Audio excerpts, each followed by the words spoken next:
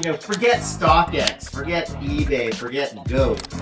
This is from the source. There was a young machinist from Connecticut. He drove to Alaska on a whim and walked into one of the most important R&D facilities in footwear history. One of the gentlemen proceeded to pour a little bit of scotch out of an old oak desk into his coffee. And I just said to myself, wow, this is going to be an interesting company to work for. You set up their shop, you set up Nimbus, and you decide to leave.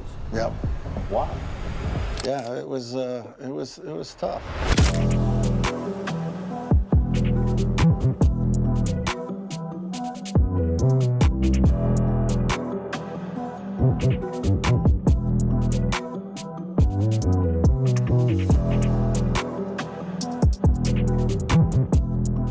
Before Asia, before air scaled globally, before any of the milestones we're going to unpack in this series, there was a young machinist from Connecticut. He drove to Alaska on a whim, answered a job ad because it mentioned CAD/CAM, and walked into one of the most important R&D facilities in footwear history without fully knowing what he was walking into. What happened at Exeter didn't just shape a career. It shaped an entire industry. Most people will never know that. That's exactly why we're here. Stu, today we're going back to the beginning. Take us there. Came back from Alaska, my wife and I, was my girlfriend at the time, Nancy, answered this job. I'm pretty sure it was in the Foster Daily Democrat or Diplomat. And that's a local newspaper. Local newspaper, I'm pretty sure out of Dover, New Hampshire. Got an interview. Back then it was by phone calls and stuff. Got an interview. I go there. I kind of look like, I would say, dressed like Richie Cunningham. You know, I had, I think, a polyester suit on, a tie, and I had these two old... So not like this? No, that was after, that was not the interview. Okay. So it was a very interesting interview. These guys were asking me a bunch of different machinist type questions. I did not see the machine shop. I did not see any of the CAD/CAM stuff yet. I was in an old mill in Exeter, New Hampshire, which was basically the Nike R&D site. What's interesting, and I will tell this story, was these two gentlemen, after they asked a bunch of questions, and I was pretty good, I'm pretty sure, at answering them correctly, and they asked me a question about, it's a machine tool called a shaper and a planer. They're two different machine tools. So I said something like, well, one drags the material past the tool and the other one drags the tool past the material. These two guys looked at each other and said, we don't know if that's correct, but he's the only one that answered the question. Let's hire this guy. So I got hired, but what was made that really interesting was I think we shook hands, and then one of the gentlemen proceeded to pour a little bit of scotch out of an old oak desk into his coffee. And I just said to myself, wow, this is going to be an interesting company to work for. Yeah, I understand. So good coffee. Yeah, so I get hired. I get hired by, I have a boss. And this was 1980? 1981. And did you know in the ad in the paper that what company it was for? You had no idea? I knew a little bit about Nike, but back in the 80s, you know, it was, you know, I was a machinist. It was like, I think I turned down a job early on at another Blue Ribbon sports place for like 7 cents an hour. So I get the job. I get hired as kind of like the second shift supervisor, get an intro to the Nike CNC equipment, along with the Unigraphics, the McDonnell Douglas Unigraphics. We had a pretty young group. I mean, on a whole, most of the people were probably 25 years old. So in Exeter, you get brought in, and there's how many people in that machine shop? In the machine shop itself, I would say there's maybe 10 to 12. We were running 2 shifts. We were probably the first company before the term lights out manufacturing, because since we proofed everything, we knew we could run the machines at night and let them go unless there was a power surge. In crunch time, we would run 24 hours a day. Which was unusual at that time. Totally unusual. Yeah. There was a few individuals that were kind of pushing for Nike CAD/CAM. It was to my knowledge, I find out later on that nowhere in the footwear industry was doing a CAD CAM, type of process, making their molds and their dyes and such. So it's safe to say we're pretty much the vanguard of that. I mean, we were, again, a bunch of young guys with a lot of enthusiasm and just a fun place to work. And I think it instilled a lot of what I call Nike DNA in me. It's something that you can't tell other people what it is. It just comes naturally. And it was just, like I said, it was just fun. I mean, it was just a fun place to be. The building, which was an old mill in Exeter, had 4 floors. The first floor was basically the machine shop. We had a full-blown injection area, PU lab, and a rubber lab. So we had chemists over there. And then the floor above, we had the first Nike Air lab, air manufacturing. The first air manufacturing was in Saco, Maine, in a building called 108. Then the second, or the third and fourth floors. Third floor was mostly designers and developers. And then the fourth floor was the other part of Nike CAD CAM. So you're in Exeter, New Hampshire. Oregon is the headquarters. Correct. We're getting all our direction from Oregon. So give me an idea of the process flow. So you come in on a Monday. Do you meet as a team and you have directives from Nike if this is what you're going to be working on? How did that information flow to you, and then what were like the time frames like? I wasn't privy to how the information, a lot of the direction back then was coming, I'm pretty sure, from what they used to call Murray 1 or Murray 2. It was on Murray Boulevard and in Beaverton. Somebody had an idea, or somebody, it was all about running shoes. So I came in. So like running shoes, like? Well, can I? Yeah, sure. So grab what you need to. I came in after the boom of this shoe. This was the Air Tailwind. I'm gonna probably just show it because I really don't want to take it out of the plastic bag. The Air Tailwind, I'm pretty sure 1978, 1979. It had full-length airbag. The shoes were made in Maine. People had an idea. We worked on it. So like the Pegasus, the Pegasus. The Pegasus shows up. Which was an amazing shoe. Yeah, it shows up around 82, 83. I think the Air Epic shows up around 1984, 85. So we're working on the midsoles. We're doing some outsole designs and things like that. But in between all that, if somebody had an idea, we would work on it. Right. So we were supposed to be, again, more an R&D shop. So like, again, some of the early people that are familiar with the Air Force One, yep. Bruce Kilgore, he was an Exeter boy. That was the first time the machine shop was fooling around with, machining a cup sole and pressing a cup sole. And so how does that work? They'll come in with a concept for a shoe, and then you have to translate their ideas based on the design. What was the interaction like when they would come to you with, this is what we're trying to do, and this is what we want, and then you'd have to literally create it from scratch? Yeah, on the R&D programs, a lot of it was done that way. A lot of it was done around a table going, here, I got an idea. And people would say, can you do that? And we were like, yeah, we could try. So we cut a lot of different, we pushed the limits of I would say, CAD and CAM. And, as far as tooling practices and things like that. So the early outsole molds were all made out of steel. They were all hand machined. They were time consuming, hard to polish. So like these?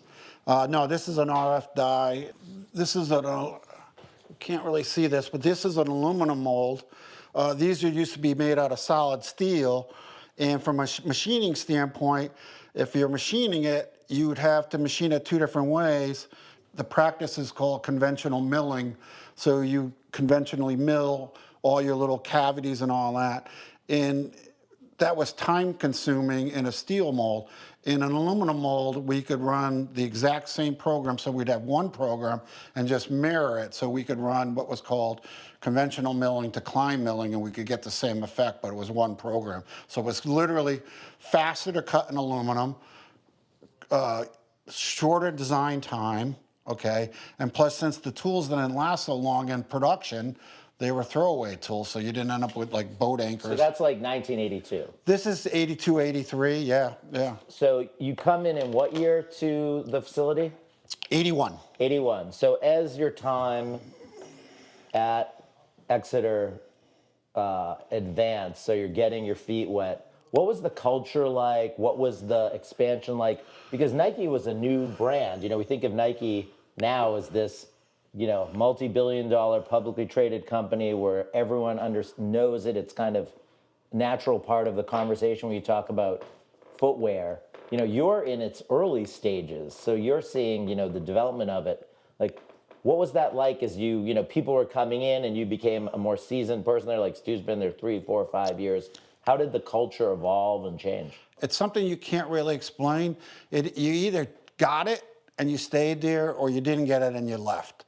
And from my standpoint, my own personal standpoint, I enjoyed that whole thing of, you know, working hard and having fun, you know, and that was it. And I was amazed to see people go out at lunchtime and run, because they'd cut through the machine shop, and, you know, we'd watch people go out for a run because we had showers and stuff. And I was never a big runner till later on in my Nike career, but you know, we would just watch these people, you know, men and women, go out for a run.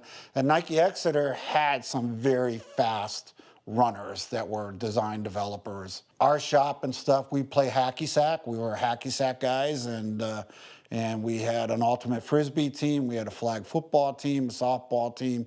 And this was great because in those days, and I wish I saved that piece of paper, because I had a friend who was in Cleated, and back then things were Xeroxed, you know, and stuff. And I remember Xerox means copies. Okay. If you're wondering, it's a paper copy. We used to actually go to printing stores and make copies of things.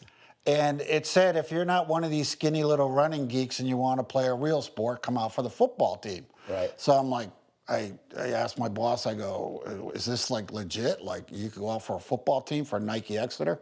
And they're like, yeah. So it was like during work. So we literally had playbooks.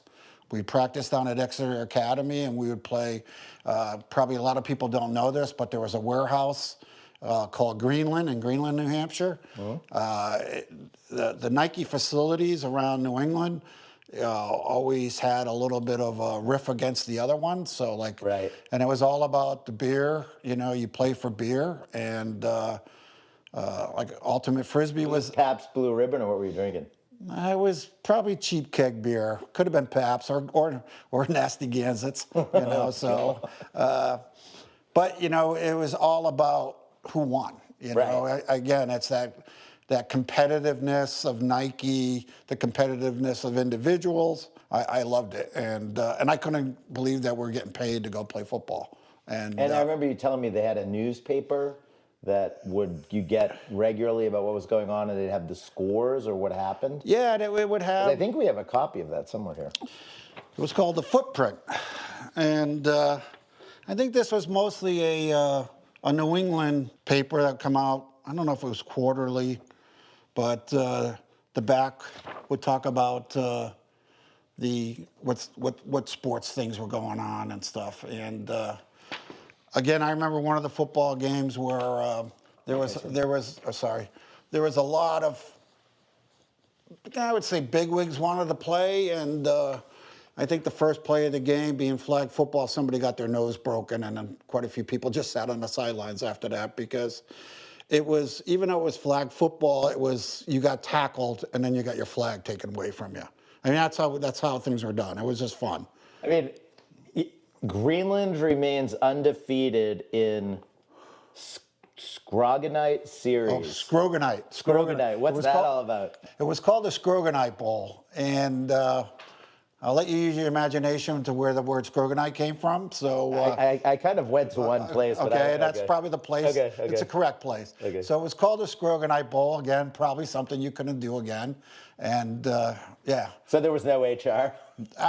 HR was, you had to do something really, really bad for HR to be involved. I mean, I mean, bad, you know. So you're 4, 5, 6 years in, and Nike begins to evolve. Nike starts to really pick up speed. In those early days, when you started to realize, this brand has legs and it's, becoming a U.S. based juggernaut, a global juggernaut, how did things change for you? Because you were just in New Hampshire at that time. Did you start having to travel? Were you going to manufacturing facilities? What was kind of the aha moment where you realized, this is taking on a life of its own? For me personally, again, I'm a tooling guy running a tooling shop at a pretty young age. We had I would say a multi-million-dollar machine shop operation that, here I am like 26 years old, and I have this shop underneath me with a lot of smart people around. Again, I saw something. Nike was still going through ups and downs of its growth cycle, but from a sheer making things and prototyping, it was all hands on deck, literally every day. These are what they call RF dies. Again, as I mentioned earlier, the first air sole facility was in Saco, Maine. Probably a lot of people don't realize that. The Air Lab was upstairs in Exeter. These are So these are actually molds to make insoles? These are molds to make airbags. So the first, this is an original, pretty sure an air tailwind airbag. We used to call them two film or flat film. And so that would go into the shoe? Into the midsole. All the tooling back then came out of California through Frank Rudy. We didn't know where Nike Air was going in the early 80s, I'm sure there were individuals that thought this is the way, and if they could have predicted it, they were correct. But we were told, whatever Frank Rudy said, we had to do. So even if it didn't make mechanical sense, machining sense, whatever, if Frank said it, we couldn't buck it.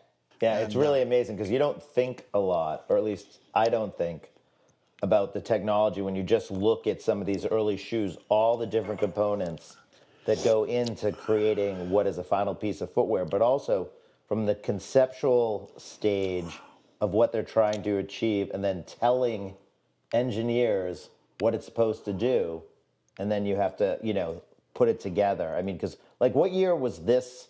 I got to think these were early 1980, maybe 79. I think these are called, I don't know. The waffle trainer? I think they were one of the original waffles. Just looking at this and then also looking at the patent number. It's interesting back then, the things that we was mandated to do was to engrave things like that, the patent number, and even these little swishes with two little registered trademarks. Every swish had a registered, two little registered trademarks in them, and you had to grave these little reverse R's and stuff like that. And you were saying one of these came out of Korea? Yeah, yesterday when I was looking through all of my stuff, it's interesting. The tongue tab for the shoe geeks out there says the Republic of Korea. So pre-North and South. When Exeter was going, the only places we dealt with were South Korea and Taiwan. It wasn't on the map. Vietnam, Indonesia, they weren't really on the map for footwear making. It was basically really Korea first, and then Taiwan. So it was just interesting, kind of like we were talking earlier. It'd be interesting if somebody just did a history of Nike tongue tabs, and what they said and yeah. from for apparel. Someone like me who's a geek about this stuff, I'm always looking at older shoes and what they're saying inside of the shoe, the tongue tab, looking at the packaging, because it changed a lot and evolved over time. Yeah. The Nike CAD cam, was this on your uniform? Yeah. We had your typical kind of Dickies. It was before Carhartt. You had Dickies, Do you still have any?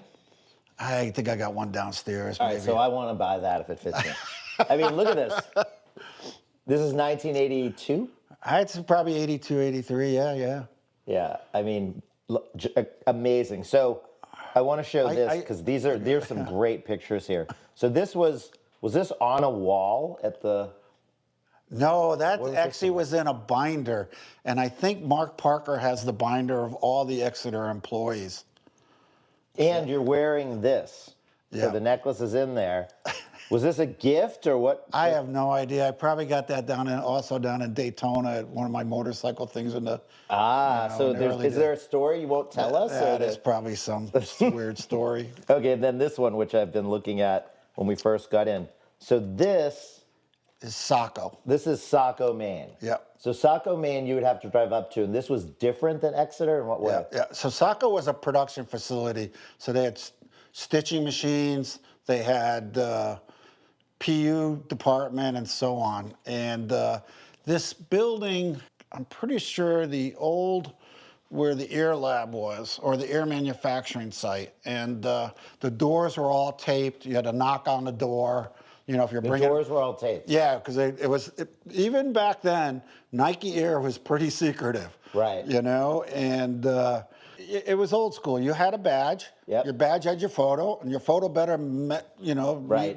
So that's it. You No showed. pictures, no Yeah, nothing. back then it was kind of like you call going, hey, I'm bringing these RF dyes up, bring them around the back, and So one thing that jumped out at me, so on the Nike Times, this was a once a month newspaper.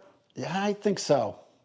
On the front article, there's Peter Moore revitalizing the Nike culture. So Peter Moore, give us a little bit for the people that don't know. I've only met him, I think, once in my early days. He had a lot to do with the Jordan, the whole Air Jordan, the whole Jordan launch. A lot of that took place out in Beaverton. Yeah, because in the movie, they basically came to him with the idea, and he created the colorway, the whole shoe. It was kind of like birthing the explosion that became the Jordan brand. Yeah. Yeah. Yeah, he's was a pretty talented guy. Again, if you were, there were people in Exeter that were close to the Beaverton side of things going on, but I played in a world that came later on in my career and Right. in the later 80s, early 90s. Right. So You mentioned some people that, for someone that, is like an aficionado and a geek of the Nike brand, Tom Clark, Mark Parker, Lee Smith. Like you were. well, not least. So people. So just I want to make sure I'm accurate here. So people that I worked with and I became friends with, again, because Exeter was a family. So they're pretty iconic. I'll go back to one of the guys I worked for, Dick Strout. Was a phenomenal guy. Les Cooper, phenomenal guy. And then you got, the Tom Clark. So Tom worked in the biomechanics lab, and I found some photos where even on some of our badges and even the biomechanical, that'd be a great sign if somebody saved it. It was Blue Ribbon Sports. It was BRS. It wasn't Nike. Even though I think we were Nike, but everything was kind of Blue Ribbon Sports. And So it was Blue Ribbon Sports before? Nike. Before Nike. Yeah. So How long before Nike, the name came out? I know my early badge said Blue Ribbon Sports on it. Really? But Do you still have it?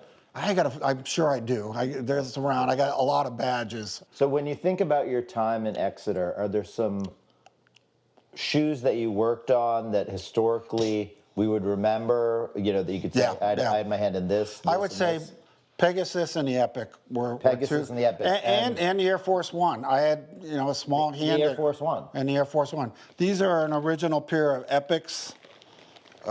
Again, they're kind of falling apart, so they're. So these were what year? I would say 83, 84. It would be my guess. I mean, literally, this is a piece of Nike history, like And these are probably 78, 79. 78, 79. Yeah, yeah. Unbelievable. And So- this tooling is probably 78, 79. So So do they come to you with an idea for a shoe and you're like, here's what we want, here's what we need, and this is the project, so you'd get like the Tailwind project? it was more like we got to cut a full-size run of this this particular model, and that was our marching orders. That was your marching we again, to be clear, you know, the whole shoe design side, I personally wasn't involved in, other than if it came down to something like they drew something that we actually couldn't machine. Did that ever happen?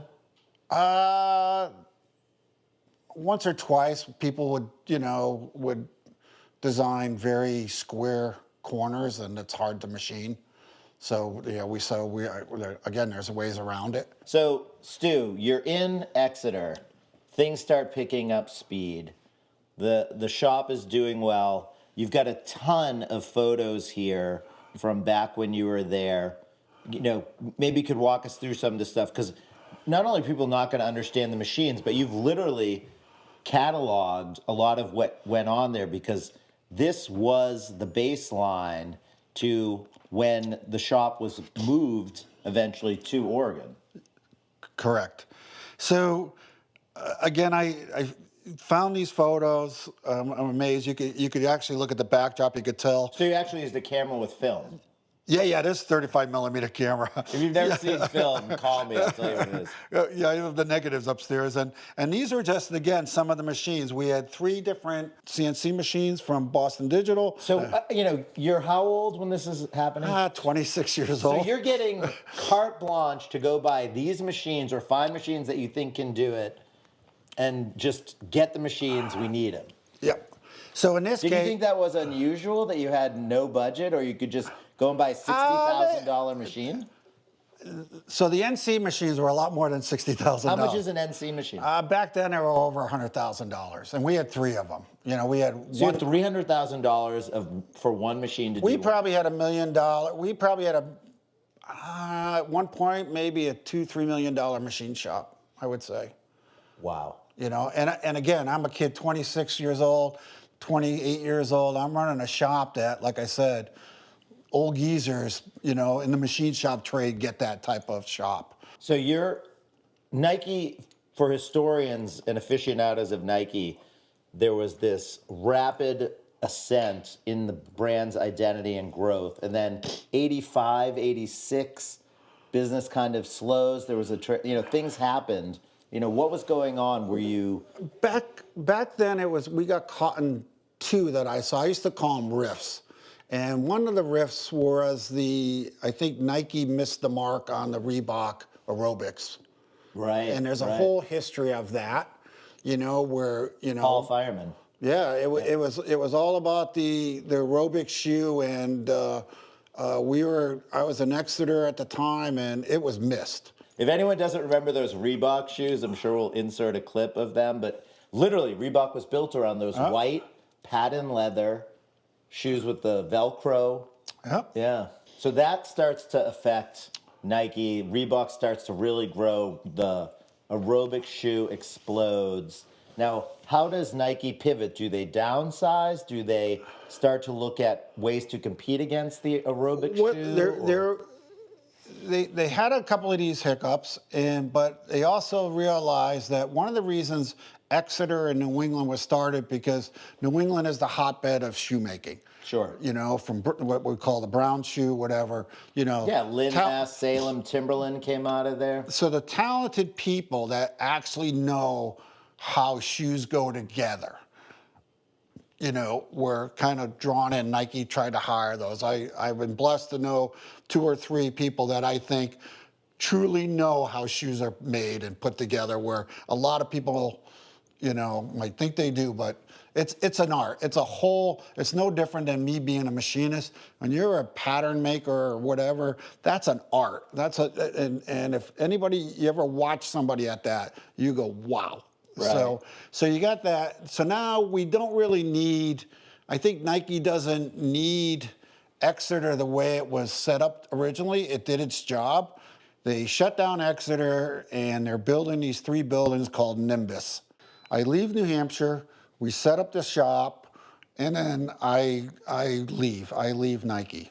So 1985, you set up their shop, you set up Nimbus, and you decide to leave. Yep.